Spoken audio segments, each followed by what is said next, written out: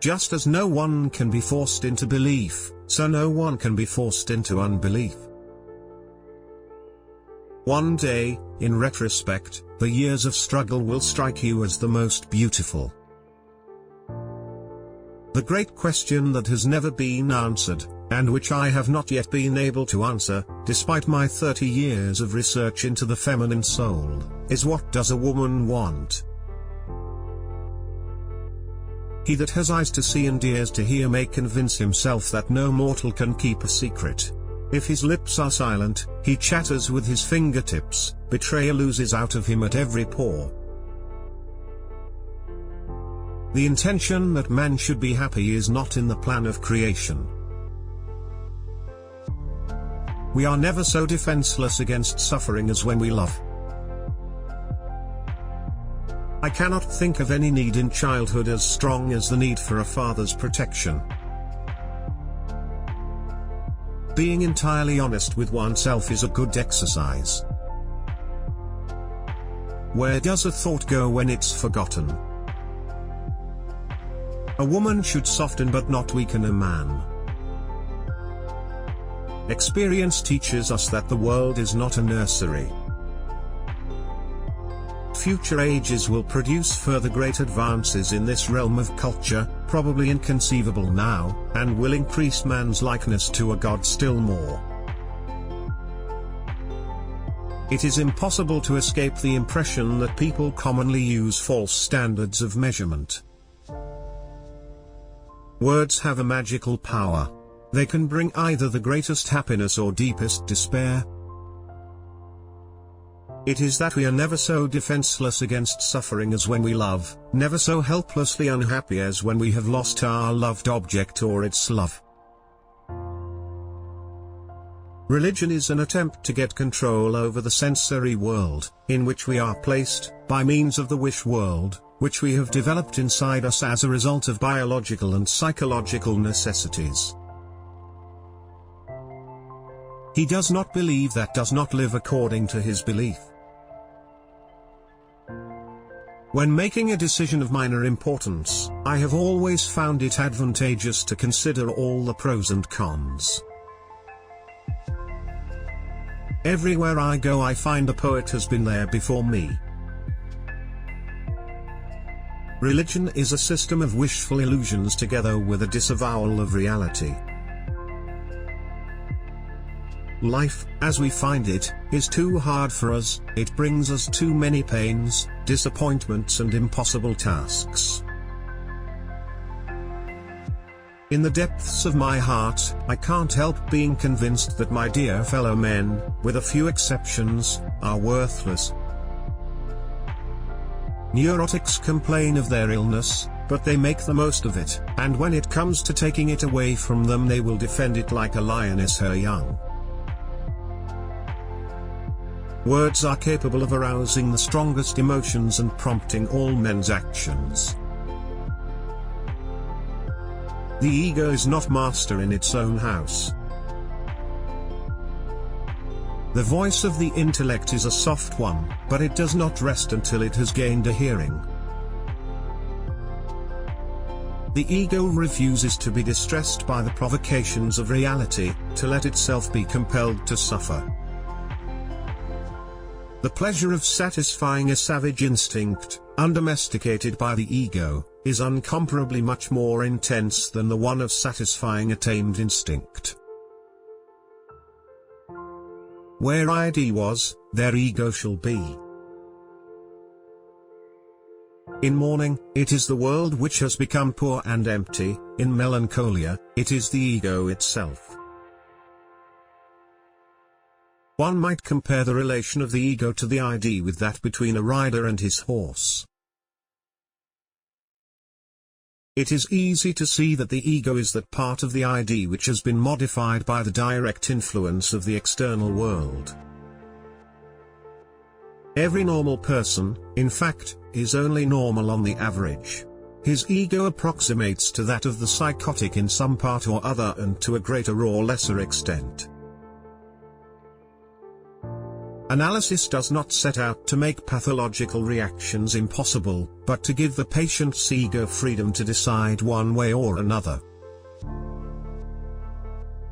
Children are completely egoistic, they feel their needs intensely and strive ruthlessly to satisfy them. The functional importance of the ego is manifested in the fact that normally control over the approaches to motility devolves upon it.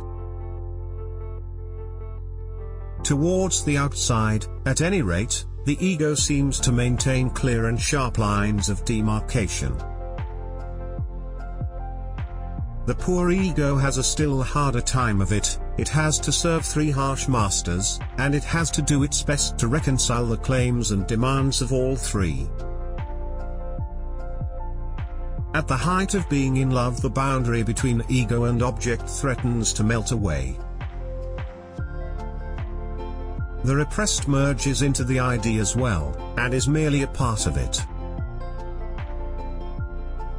Originally the ego includes everything, later it detaches from itself the external world. There is no doubt that the resistance of the conscious and unconscious ego operates under the sway of the pleasure principle. The ego represents what we call reason and sanity, in contrast to the ID which contains the passions. Neurosis is the result of a conflict between the ego and its ID. A transference neurosis corresponds to a conflict between ego and ID. The repressed is only cut off sharply from the ego by the resistances of repression. It can communicate with the ego through the ID. We are what we are because we have been what we have been. Dreams may be thus stated, they are concealed realizations of repressed desires. Dreams with a painful content are to be analyzed as the fulfillments of wishes. Dream disfigurement, then, turns out in reality to be an act of the censor.